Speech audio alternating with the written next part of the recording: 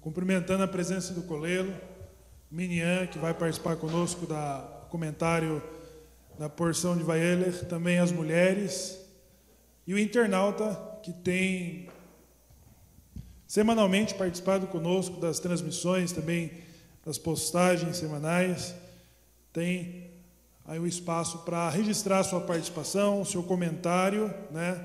E a pergunta só quando estiver presente aí o Avinadav, né? É o nosso Rosh, o nosso cabeça aqui, né?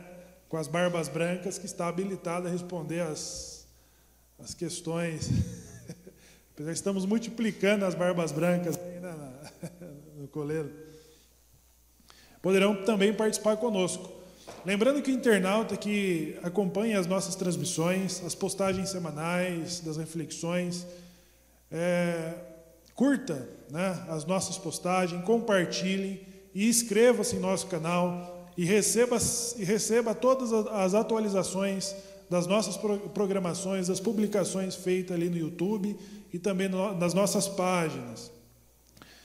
E contribua conosco, financie essa transmissão, as pessoas que têm sido beneficiadas com a programação, com as transmissões ao vivo, em todas as festividades, além do Shabbatot. Weiler, ela nos remete para a maioria dos Shabbatot do ano, de todos os anos. A exemplo desse, nós estamos no Shabbat Shuvah, que é o Shabbat de retorno. Nós estamos entre Rosh Hashanah e Yom Kippur. Nós passamos no dia do grande julgamento e nós estamos no dia em que estaremos atrás da absolvição dos nossos pecados. Pecamos? Pecamos. Traímos? Traímos. Então, todos nós rumo à absolvição dos nossos pecados. E isso traz, além da introspecção de que tanto temos falado nesses dias, traz um sentimento de tensão. Por quê? Nós estamos exatamente na transição, né? Já entrando para o novo ano, já tendo presenciado e sentido todos os decretos que nós tivemos para o ano que se passou. Daquilo que nós fomos bem-sucedidos nos negócios, na saúde, nos prejuízos e nos lucros. Então, esse ano deixou um registro do que foi o decreto que esteve sobre nós o ano que se passou. Então, esse sentimento, essa transição de ano, para alguns que tiveram bem-sucedidos nos negócios, que não teve problema de saúde na família, que teve a presença de uma paz, uma tranquilidade no decorrer de todo o ano, para o cumprimento das mitzvot, para ajudar as pessoas, para vir à sinagoga. Então, para essas pessoas, ela consegue adquirir uma boa perspectiva para o próximo ano. Já para as pessoas que os decretos não foram tão favoráveis, ela tem um ressentimento do ano que passou, porém também ela consegue criar uma expectativa para o próximo ano, para que mude a sua sorte, para que mude os seus decretos para o ano que está entrando. E nós estamos exatamente nesse tempo-chave, no período em que isso pode ser mudado, principalmente para aqueles que desejam melhorar a sorte, né, ou as brahotes, as bênçãos de Deus para um próximo ano. Estamos no Shabbat Shuvah, Shabbat de retorno. Alguns dizem que não pode ser chamado como um Shabbat de arrependimento, mas um Shabbat de Shuvah, um Shabbat de retorno para os princípios da Torá, para que também possa mudar a sorte. E o sentimento da leitura de Weiler, que nós lemos hoje por completa, da semana que antecede aqui o Yom Kippur, esses dois sentimentos está expresso em toda a leitura. Nós temos aqui a despedida de Moshe Rabbeinu aos seus 120 anos. E ao mesmo tempo em que ele aceita o decreto de Vet Hanan, da porção em que ele faz quantos pedidos de perdão? A porção que nós lemos, a segunda parashá de Devarim, Vet Hanan, equivale a 516. O pessoal da Gematria aqui do Minyan, o Avinadav, né? Foi o número de orações que ele pediu para que Deus absolvesse ele do decreto do qual ele estava impedido de entrar na nova terra.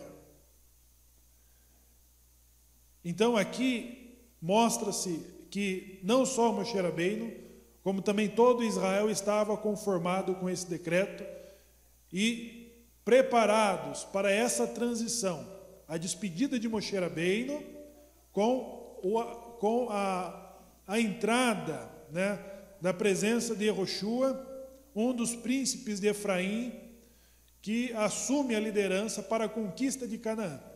Então, esse duplo sentimento, não só da transição do ano, que todos nós criamos essa expectativa do que nós pretendemos mudar do nosso comportamento ou daquilo que desejamos receber da bondade divina e também dos nossos amigos, seja diferente, o que pode ser mudado daquilo que passou no ano que se passou, né?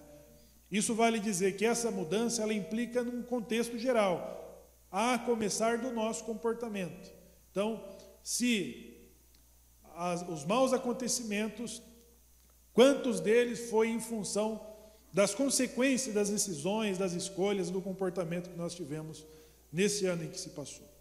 E a conformidade da despedida de Moshe Rabbeinu, em que assume Yehoshua para a conquista da terra de Canaã, também tem esse duplo sentimento. Há um sentimento de despedida de Moshe Rabbeinu e, ao mesmo tempo, o próprio Moisés encoraja que tenha bom ânimo, vocês vão conseguir, vocês vão vencer. Essa é a mensagem que Moshe emplaca na porção de Vaeler, sob a nova direção, sob a nova liderança de Yehoshua, porque o que Israel havia trilhado ali era só uma transição, o começo do que Deus prometeu a Israel ia acontecer por intermédio de Yehoshua. Então Moisés não teve, é como você plantar uma árvore, ver os frutos, né? E na hora da colheita você é o que não pode comer, pegar do fruto e comer. Foi o que aconteceu com Moisés. Então, todos os 40 anos que Israel esteve no deserto, foi a transição em que Israel passava-se do estado de escravo para uma nação livre. E isso só vai acontecer sob a liderança de Yehoshua, em que todos aqui nessa porção parecem estar conformados com essa transição. O Colelo vai participar com a gente, com um comentário, e também o internauta que está nos assistindo agora.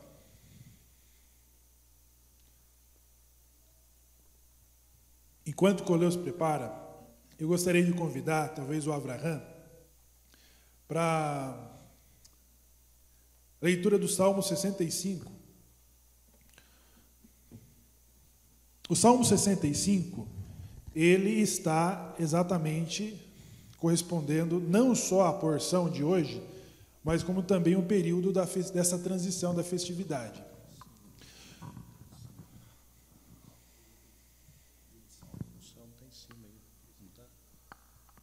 Volta para mim na sequência. Também, internauta que desejar o Salmo 65 é o que está vinculado à porção de hoje. Isso vale dizer que para Israel, no período do primeiro e do segundo templo, havia expectativa. Nós estamos no festival, nós estamos em pleno festival. Vamos considerar, o nosso calendário ele é regido pelo decreto rabínico, né, da contagem que vai nos levar, que vai controlar a primavera, vai fazer com que o Pêssach caia na primavera. Então, em que estação do ano nós estamos em Israel? Outono, não é? A última colheita. Então, a expectativa do israelense, mesmo com a ausência do templo, a perspectiva dele é do que vai produzir o próximo ano, uma nova safra, uma nova lavoura. E isso vale dizer que para Israel depende das condições da chuva temporânea, seródia, vindo no seu próprio tempo. E Salmo 65, prestem bem atenção e coloque-se no lugar de um lavrador. Ele é contado por Davi e vai mostrar um contexto em que Davi fugia já há 3 anos, no estado que encontrou-se Israel. Leitura aqui com Avraham. Para o condutor, com acompanhamento musical, por Davi um cântico. O silêncio é teu louvor, ó Deus, em Sião, e em consideração a ti o voto é cumprido. Ó ouvinte de prece, a ti vem toda a carne, a fala de pecados me oprime, nossas transgressões tu as perdoarás. Louvores para aquele que tu escolhestes e aproximaste para morar em teus pátios, para ser saciado com a bondade da tua casa, a santidade do teu santuário, terríveis de retidão, tu nos respondes, ó Deus da nossa salvação, ó confiança dos confins da terra e distantes mares, que prepara montanhas com sua força, que está cingido com poder, que acalma o rugir dos mares, o rugir de suas ondas e a multidão de nações. Habitantes das mais longínquas terras são atemorizados por teus sinais. Com o aparecimento da manhã e da noite, tu causas alegria. Tu prestastes atenção à terra e a regaste. Tu a enriqueceste abundantemente. Tenda de Deus, cheia de água, tu preparas seu grão, pois assim tu a preparas. Seus sulcos tu regas generosamente com água, abrindo regos nelas. Com chuvaradas tu amacias seu crescimento.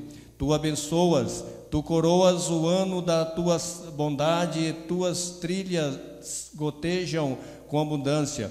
Elas gotejam nas pastagens do deserto, e os montes cingem-se com júbilo. Os prados vestem-se de ovelhas, e os vales cobrem-se com forragens. Eles gritam de alegria, eles até cantam. Amém.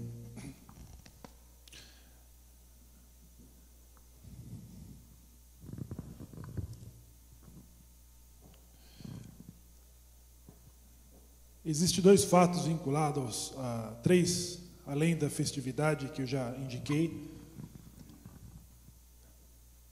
Aqui já era o 3º ano de seca em Israel, sob a liderança de Davi. 3º ano, que Israel não via chuva. Imagine um governo em que aquele que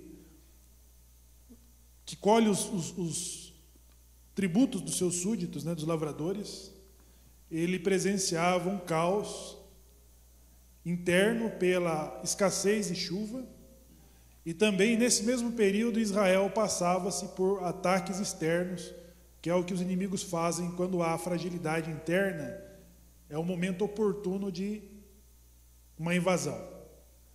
E esse era a oração daquele que comandava o Estado de Israel e que via a fragilidade do seu próprio Estado. 3º ano de seca.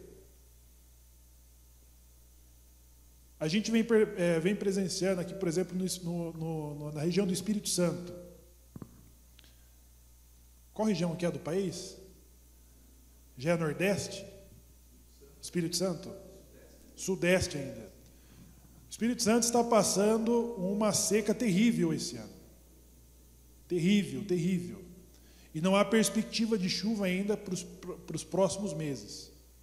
Talvez para o início do ano. Agora, dezembro e janeiro. E o que é esperado da chuva para esses meses está longe de recuperar a escassez que teve nesse primeiro ano. Então, os que vivem e nos acompanham do estado do Espírito Santo e sabem o que está passando por lá, nós estamos acrescentando aqui mais 2 anos do que viu Davi, além de ataques externos.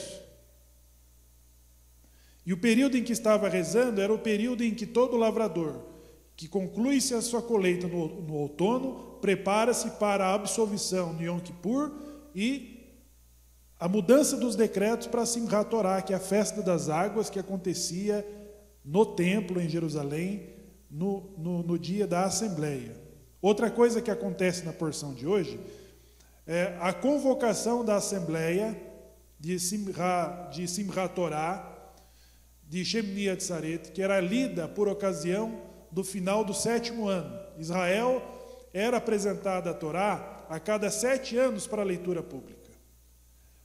Uma bimá de madeira excedendo o solo era colocada e o sumo sacerdote recebia a Torá da mão dos israelitas e ele passava para que o rei de Israel fizesse a leitura pública de toda a Torá. Esta convocação solene tinha que estar todo Israel, incluindo as crianças de peito, as que amamentam. Apresentava-se nesse período para o pedido de águas, para a mudança de uma nova sorte. E aqui havia um fator que estava vinculado como uma repreensão divina sobre Israel, para que houvesse aquela escassez no 3º ano. No livro de Josué existe um acontecimento, eu acredito que muitos de vocês devam ter lido ou ouvido, que quando Israel conquistou Canaã sob a liderança de Josué, uma nação vizinha teve um comportamento astuto e apresentou-se a Josué com odres de vinho rachado, com pão embolorado, com sandálias estragadas, e eles apresentaram-se a Josué dizendo: olha, vimos aqui sabendo que Deus está com vocês e que essa terra foi prometida a vocês, e a gente veio de uma terra longe, porque esse pão aqui tinha acabado de sair do forno, esse odre de vinho era novo, as nossas sandálias eram novas, e a gente veio cumprimentar ao rei, sabendo que Deus tem abençoado vocês. E como temos essa certeza, a gente veio fazer um pacto de paz, um pacto de aliança, para que vocês sejam benevolentes conosco. Aí Josué falou: mas vocês não moram aqui perto? Não, olha, somos de longe. Aí fizeram uma aliança de paz com eles. Quando Josué soube, eles moravam aqui em Carambeí. Falo perto, eram vizinhos. A quem Deus havia dado a ordem de matar todos os cananitas. E por causa do juramento que Josué fez com os gibeonitas, eles não podiam voltar atrás, era irreversível. Aí Josué teve um estado de fúria pela traição, mas por causa do juramento, eles protegeram os gibeonitas durante toda a existência de Israel. E depois que os gibeonitas fez aliança com Israel, os 5 estados vizinhos dos cananitas atacaram os gibeonitas e Israel foi em defesa deles, protegendo eles. Porém, já no período da dinastia do rei Saul, tomado por um sentimento de zelo e de raiva, ele atacou os gibeonitas, a quem Josué tinha feito uma aliança lá atrás. E que Israel, durante toda a sua existência, tinha que proteger, porque o pacto que foi feito envolvia o nome sagrado. E o massacre que fez o rei Saul custou para Israel esses 3 anos de escassez, já dentro do governo de Davi. Então, no final do 3º ano, Davi apresentou-se a Deus e perguntou: Hashem, o que há de errado? O que pode ser feito? Algum anátema que está escondido? O que pode ser feito? Aí Deus falou assim: vai nos gibeonitas, converse com eles, e o que eles falarem é o que você deve fazer. E Davi apresentou-se aos gibeonitas com um pedido de perdão pelo que havia feito o rei Saul, e Davi se dispôs: o que vocês decretarem eu tenho que fazer. Foi a ordem que recebi. Se vocês quiserem matar uma tribo, se vocês quiserem, vai ser feito. E os gibeonitas falaram: bom, nós não queremos um massacre, nós não queremos guerra, mas nós queremos 7 dos descendentes de Saul para que sejam enforcados. E Davi tinha o voto de proteger um dos filhos de Jonatas, seu amigo. e foi enforcado 7 descendentes do rei Saul, para que Deus trouxesse novamente a chuva a Israel. É o que está vinculado a esse salmo, é o que Davi vivia nesse momento aqui. O que também estávamos exatamente no período em que todos os lavradores em Israel, na última colheita, no outono, apresenta-se para obter de Deus a absolvição de Yom Kippur e a mudança dos decretos. Na verdade, o julgamento. Começou-se a audiência. Não tem aquelas audiências que começam e vai estende-se por dias? Começou Rosh Hashanah. Ela vai terminar em Simchat Torah, que teremos os decretos definidos para o próximo ano. Do que vamos colher, da chuva que vai cair sobre a nossa terra. Nós fazemos o Shema todas as vezes e existe uma parte oculta, não existe? Nós rezamos baixinho. Nela está os maus decretos. Existe um feriado, eu acredito ser Pêssah, acho que 7 dias de Pêssah, se eu não me engano, que nós lemos ele em voz alta, como a outra parte do Shema. Esperando que Deus mude os nossos decretos. Então, esse é o sentimento e a atmosfera que está envolvendo a porção de Vaieler, né, para a participação do colelo e para a participação do internauta. Vamos lá. Muito bem. Vejamos a importância de Yom Kippur, né, que é o dia do perdão. E aqui, nessa paraxá, a gente vê o termo Deus irritado, né, quando Moshe fala que vocês irritarão a Deus.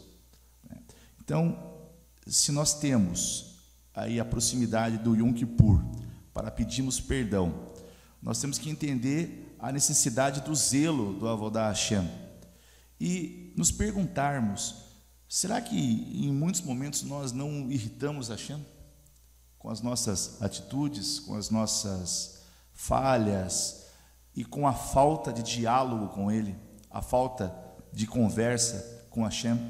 Porque a coisa mais fantástica que existe é que não temos a necessidade de um intermediário.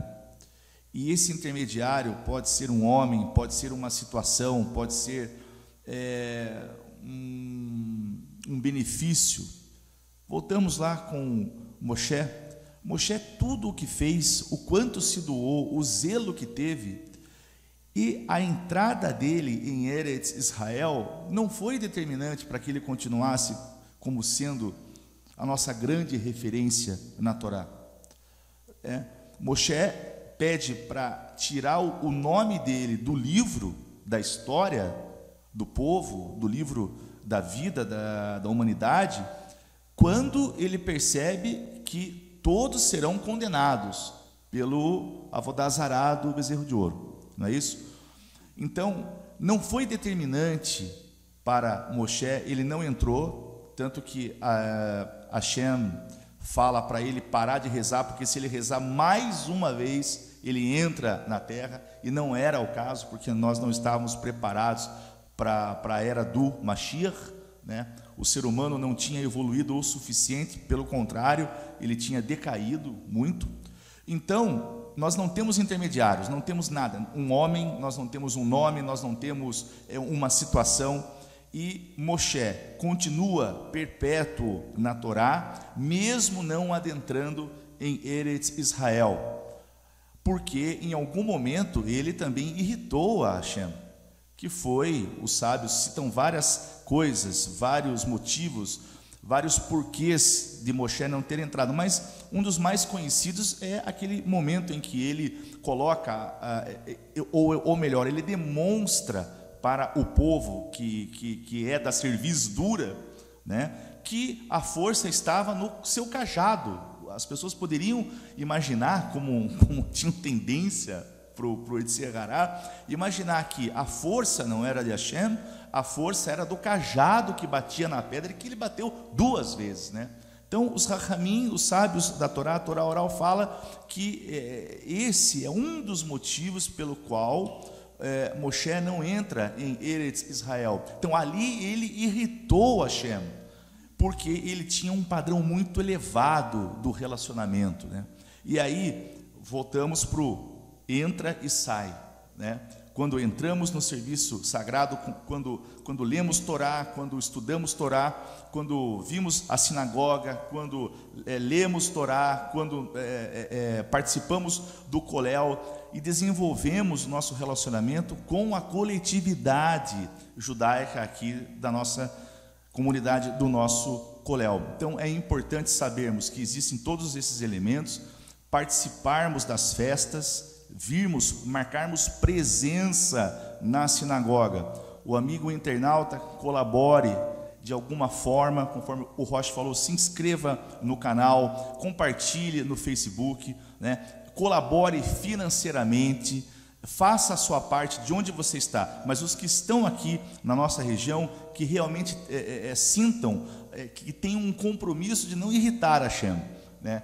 De não vir aqui apenas buscar as coisas, mas participar do seu serviço, se doando e buscando o perdão e o relacionamento com Hashem. Avraham estará participando. Enquanto isso, Avraham, quero registrar aqui a participação dos internautas que interagem conosco no comentário da Parashá, respondendo aqui teremos sim a transmissão de Yom Kippur, né? As pessoas já estão perguntando se teremos a transmissão do Yom Kippur. Quero registrar a presença da Marli Silva, a participação do Flávio Benfatti, que está nos acompanhando de Marilândia, no Espírito Santo, onde comentamos aqui a parte da região sudeste que é castigada aí pela escassez da chuva. A Giovana Audi também participa conosco, a Andréia Calhau, participando com a gente, de Salvador, da Bahia. São essas as famílias que participam conosco, estão acompanhando aqui a transmissão do Shacharit. Avraham. Nas últimas parashotes, nós temos estudado sobre o pecado do povo de Israel quando entrasse em Canaã, falando ali da dispersão do povo para todas as terras, para todo o mundo. Então, as últimas parashotes têm sempre falado a esse respeito. E as Haftarot também têm falado nesse sentido, tudo assim, em sequência, falado sobre também a volta do povo de Israel para a terra, para a sua própria terra. E essa de hoje não é diferente. Ela fala, no início da leitura, fala da volta ao Israel para o eterno. Então, está sempre falando nesse sentido. E depois, mais no final da Haftará, ela fala aqui, já eu entendo o finalzinho dessa Haftará, já um momento não agora do presente, mas um momento mais do final, mais para o Olam Rabá, que ela traz já em parte, ela traz já os dias de hoje, que por exemplo, o povo estando na sua terra, eles não, ali eles podem plantar, podem colher, podem comer do fruto da terra, que antes eles não tinham essa oportunidade, porque eles estavam, como lá diz nas parashotes anteriores, que eles iriam plantar, mas não iriam colher. Os outros queriam colher e comer os produtos que eles produzissem. Eles, então, não tinham esse privilégio. Hoje sabemos que o povo de Israel já tem esse privilégio de estar assentado na sua terra e de estar produzindo e tendo o privilégio de desfrutar daquilo que eles produzem. Então, uma parte já está sendo cumprida hoje. Mas eu entendo aqui mais no finalzinho, a partir, por exemplo, do verso 21, recapitulando: não temas, ó Israel, regozija-te e alegra-te, porque o Eterno fez grandes coisas. Não temais, animais do campo, porque os pastos do deserto reverdecerão, porque o arvoredo dará o seu produto, e a figueira e a videira produzirão com vigor. E vós, filho de Sião, regozijai-vos e alegrai-vos no Eterno vosso Deus, porque Ele vos dará a chuva na justa medida, e vos fará descer a chuva a temporã, a seródia, como outrora. E as eiras se encherão de trigo, e os lagares transbordarão de mosto e de azeite. E restituir-vos-ei os anos que comeu o gafanhoto, a locusta, que rói a verdura, e que rói o grão, e que há contra vós. E comereis abundantemente até fartar-vos, e louvareis o nome do Eterno vosso Deus, o qual obrou para convosco maravilhosamente, e o meu povo jamais será envergonhado. E vós sabereis que eu estou no meio de Israel, e que eu sou o Eterno vosso Deus, e não há outro, e o meu povo jamais será envergonhado. Então isso eu acredito que só no Olam Rabá que vai acontecer, do povo de Deus, do povo de Israel, não ser envergonhado, porque até então vai ser perseguido, como tem desde o assentamento, nós sabemos que foram perseguidos, só que eles foram perseguidos, mas o Eterno já está com eles, já está protegendo, porque mesmo nas perseguições das 7 nações que lutaram contra Israel, Deus deu força, Deus mandou o seu acampamento de soldados celestiais, de anjos celestes, para proteger, para os inimigos ter medo de Israel e abandonar as suas armas, os seus tanques de guerra, e fugir, e Israel ser vencedor. Israel só não tomou conta do Cairo, do Egito, e da Síria, várias partes ali, porque ele não quis. Depois ele quis, através das Nações Unidas, eles devolveu. Israel devolveu para o Egito, devolveu para a Síria, mas eles tinham conquistado. Então, quem que deu esse poder a eles? É o Eterno. Então o Eterno tem protegido Israel desde a sua volta. Por quê? Porque talvez eles se arrependeram, como disse aqui na Paraxá, e também a Haftará confirma isso, que eles se arrependessem, o Eterno estava pronto para proteger, para dar forças a ele, para vencer os inimigos. Então Israel tem sempre, desde a sua volta, eles têm tido essa força do Eterno para vencer as guerras que se levantam contra eles, e eles... Então eu acredito que o Eterno já está com eles, mas totalmente essa Haftará só vai cumprir no Olam Rabá. Avraham abordando a parte escatológica, né, da Haftará. Vale entender, né, já ouviu falar do termo o início do fim? O início do fim? Início do fim. Eu vi um comentário rabínico muito interessante que considera o ano em que nós estamos da criação. 5.777, estamos nos aproximando do Shabat. Estamos nos aproximando do Shabat, em que o homem, a humanidade e a criação prepara-se para o 7º dia. E o 7º dia é o Olam Rabá. Agora, o começo do fim, ele envolve a criação do Estado de Israel em 1948. A oportunidade de Israel retornar, de construir casas, de plantar vinhas e da palavra dita. E de lá nunca mais sairão. É o que tem dito constantemente o primeiro-ministro hoje, Netanyahu, de que nunca mais sairemos. Esse nunca mais sairemos, desde 1948, já é o começo do fim.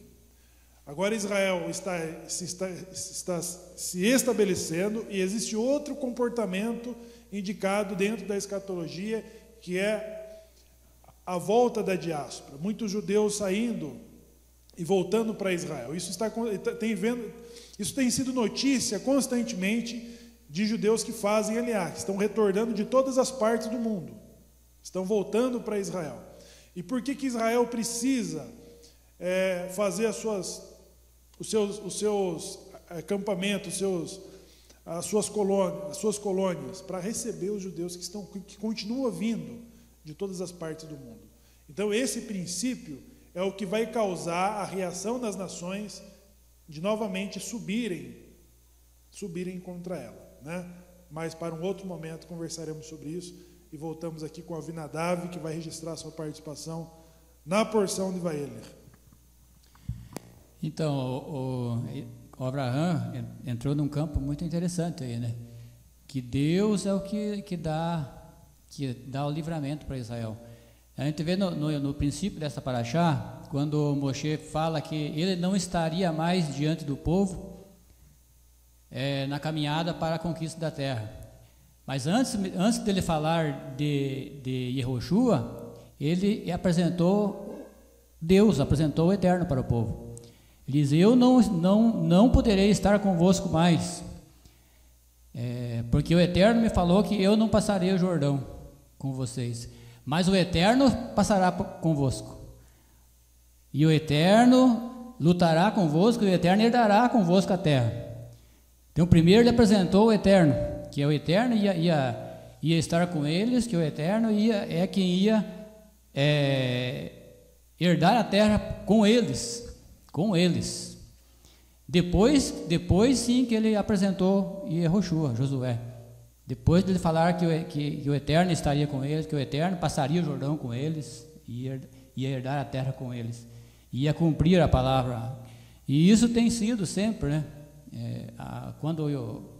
Quando Abraham falou da conquista de 1967, né? Existe relatos históricos, relatos de jornalistas, né, de repórteres que viam algo extraordinário acontecendo na ocasião, né? Algo que não se pode explicar a favor de Israel. E o que era isso, né? É o mesmo que o profeta viu certa vez, né? Aconteceu um fato curioso com o profeta Elias, né? Estão lembrados de Elias? Elias, quando estava para entregar o ministério de profeta para Eliseu, nos conta que uma carruagem de fogo passou entre os dois, separando um do outro, né? E Elias foi elevado em um redemoinho. Então, dois acontecimentos ali inexplicáveis. E isso aconteceu, segundo historiadores, aconteceu também nos dias da batalha de Israel contra as nações lá, e que tiveram a conquista. A conquista ali foi por intermédio do Eterno. Eles não ficaram com medo, os inimigos de Israel não ficaram com medo de Israel, e sim do próprio Eterno, porque eles viam coisas estranhas e fugiam, e fugindo diante de Israel. Igual aconteceu na luta lá que os leprosos foram levar a mensagem para Israel, era contra os assírios, né? Quando os leprosos foram nos acampamentos dos assírios, lá não existia ninguém mais, eles tinham fugido todos, porque eles tinham ouvido algo estranho. Para eles, um grande exército estava indo contra eles para guerrear contra eles. E Israel estava acampado, estava no seu lugar, não tinha se movido. Mas o exército celestial já havia se movido a favor de Israel e fez com que os inimigos fugissem, né? Ah, sim, tudo bem. Ainda na questão da Haftará, interessante essa Haftará, que fala de um tempo em que para que Israel se voltasse ao Eterno, né, que faz chuva ad Israel, ad Elohecha, ad Adonai Elohecha. Volta Israel para o Eterno vosso Deus. E aí ele faz um pedido especial, né, para o Eterno. E isso vem a calhar nos nossos tempos, nossos dias, que nós vivemos num tempo em que não há mais sacrifícios, não temos o Beit HaMikdash, né?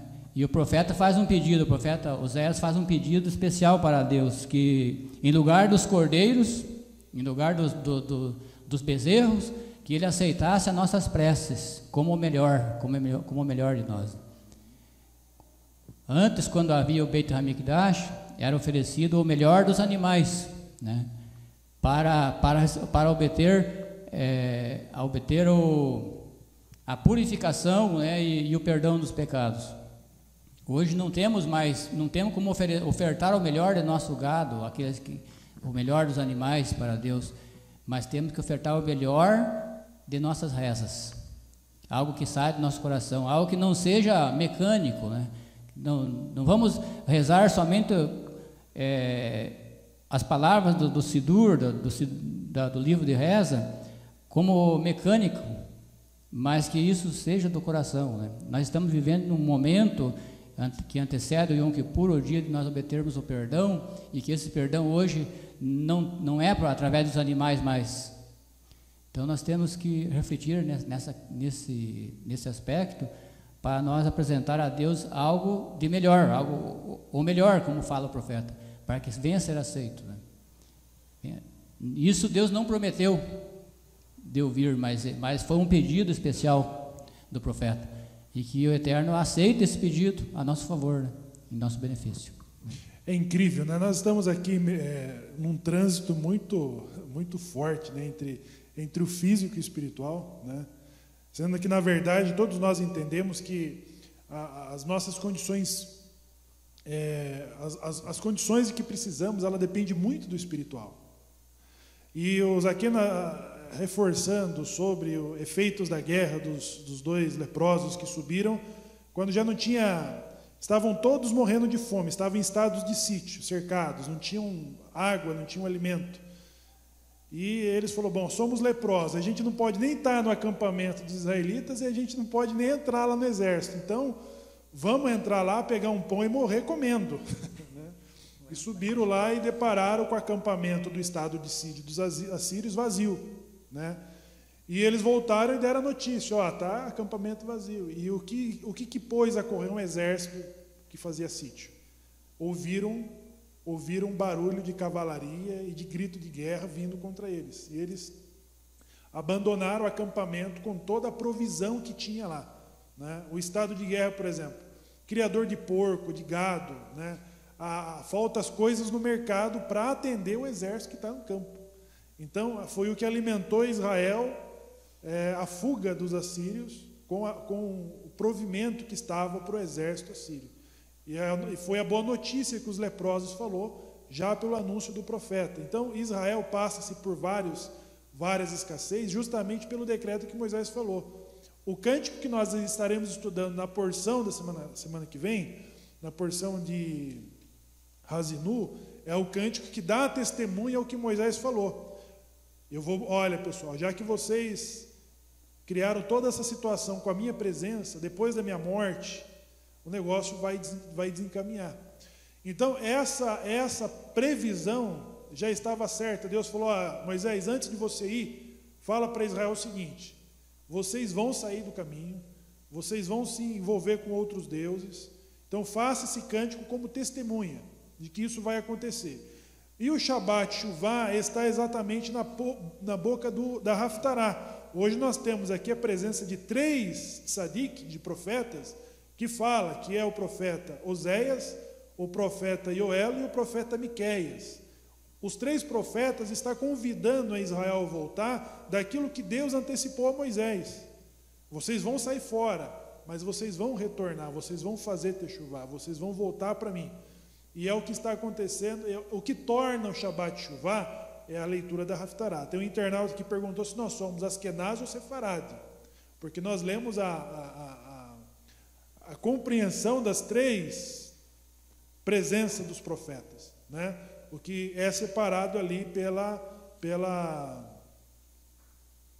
Haftarah, né? O Askenaz lê até aqui, o Sefarad lê até aqui.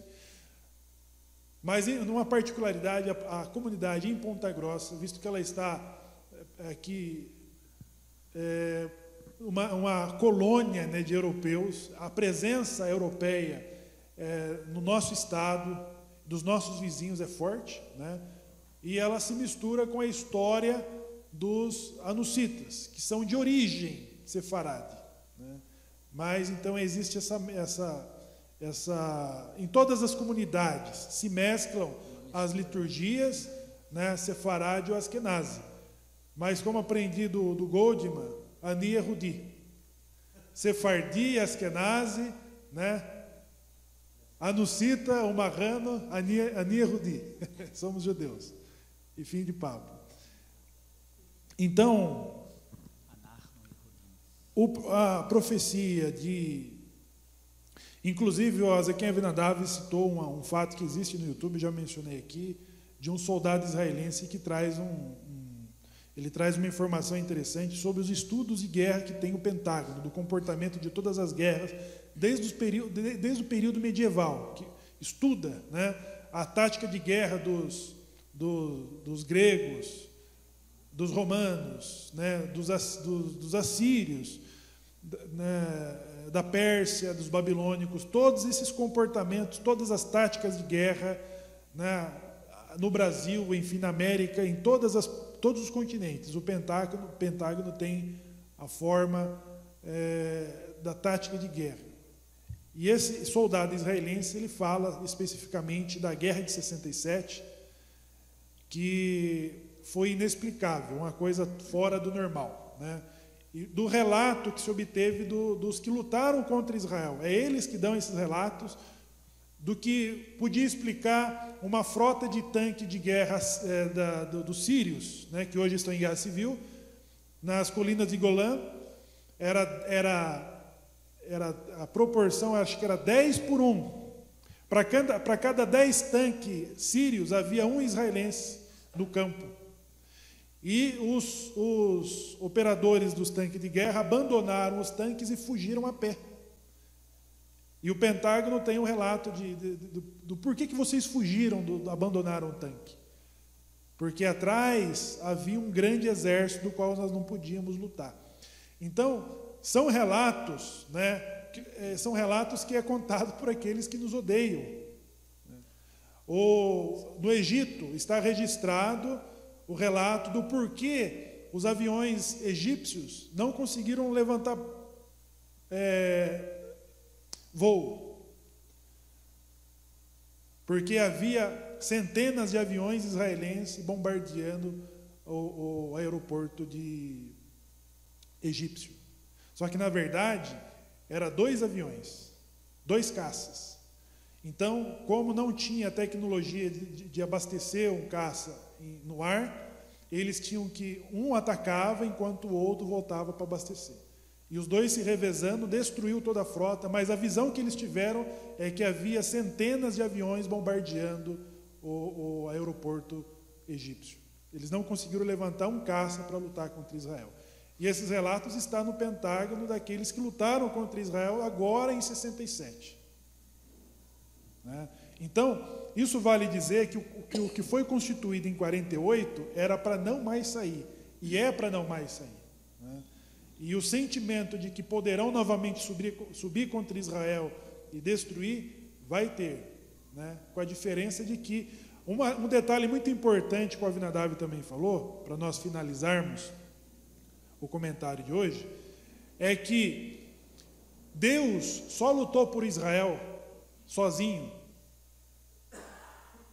só no Egito. Deus fala: eu lutei por vocês.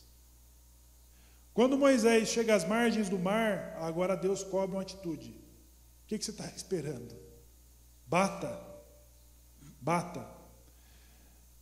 Então o deserto era a transição, a primeira luta que Israel teve que travar sozinho, de pegar em espada, de pegar em arma, de lutar pela sua subsistência, foi na guerra com os amalequitas quando foram atacados. Deus poupou Israel de lutar contra os filisteus, fazendo com que eles andassem uma jornada a mais para não passar pelo caminho dos filisteus. Mas ali, junto com os amalequitas, Deus falou: olha, se virem, eu estou com vocês, mas e aí? Então, a partir do momento em que agora Moisés encoraja Josué, dizendo: esforça-te, tenha bom ânimo, porque Deus está contigo. O que aconteceu em Sihon com os reis dos Emoreus vai acontecer novamente. Isso vale dizer que não podemos esperar que os milagres venham até nós. Existe uma ação conjunta, que é de levantar e sair atrás do negócio. de correr atrás das coisas, de fazer, de pôr a mão, de brigar, de lutar, de defender. Se esperarmos que Deus faça as coisas para nós, por nós, isso não vai acontecer. Então há necessidade de... A mensagem forte de hoje é: esforça-te e tenha bom ânimo, porque vocês vão vencer. Por quê? Deus estará com vocês. E não irriteis. Vamos fazer o Kiddush de santificação de Shabat, agradecendo aqui. Shimon, eu perdi a tela da participação dos internautas. Eu quero agradecer os internautas que estão participando conosco, interagindo.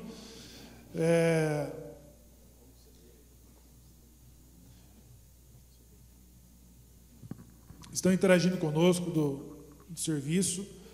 Quero convidar todos para participarem conosco às 18 horas do Arvit. A partir das 18 horas. Lembrando que está se aproximando o horário de verão, né, em que vamos atender o horário astronômico, então, ou seja, o pôr do sol, a entrada do Shabat e a Havdalah segue o pôr do sol de cada dia. Quero agradecer a Cleise Estrelado, que participou conosco, Marli Silva, Yara Finato, o Anunciem Brasil também está aqui, brincadeira. A Vanessa Azevedo. Temos aqui uma participação, não tem o nome aqui nem a cidade que ele fala. Mas ele faz uma pergunta aqui. Ele pergunta se ainda é feito o sacrifício de Yom Kippur. Não é feito o sacrifício. A ausência do templo, a destruição do templo, a inatividade dos levitas e dos sacerdotes, não há. É o que o Avinadav disse agora. Sacrifícios são as rezas e as orações dos meus lábios, que está na palavra do profeta Miqueias, que está escrito na Haftarah. Então, a oração, a devoção é o que dá lugar aos sacrifícios do templo. Está respondida aí a pergunta. Tem o Luí Coelho, que participou conosco. Temos a Andréia Brandão, aí de São José dos Pinhais, em Curitiba. Agradecemos todos que estão participando conosco, Ana Beatriz, Maria da Graça Silva dos Santos, Flávio Benfatti do Espírito Santo, Giovana Audi participaram conosco. Temos o Rafael de Salvador, participou juntamente conosco aqui do comentário, família Matos,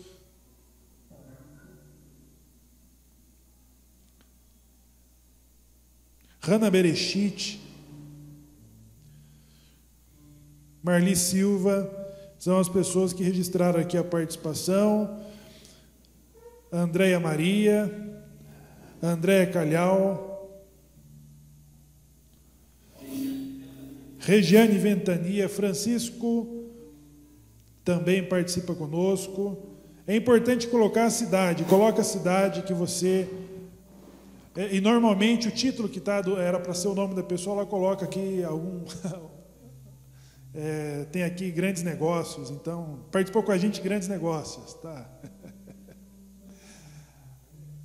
Quero convidar todos então para o Kiddush de santificação de Shabat, agradecendo a participação do internauta.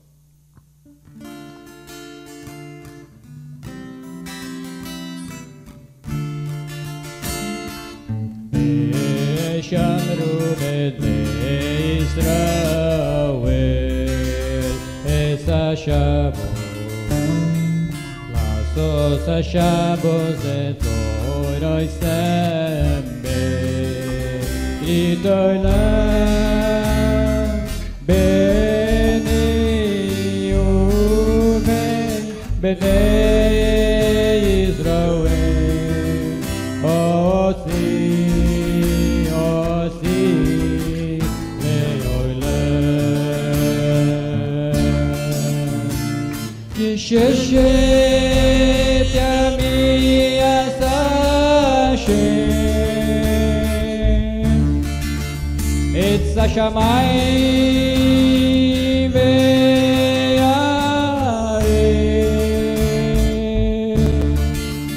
U'bayom HaShevi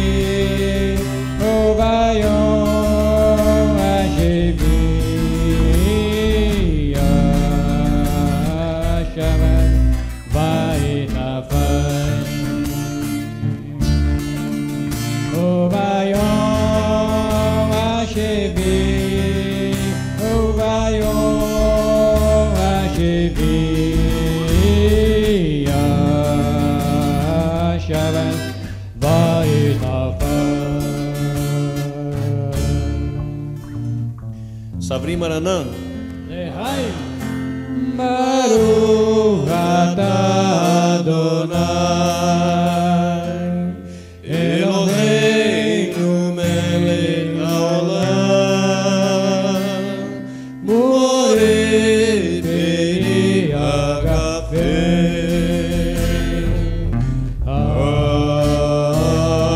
Amém. Lehai. Shabbat Shalom a todos.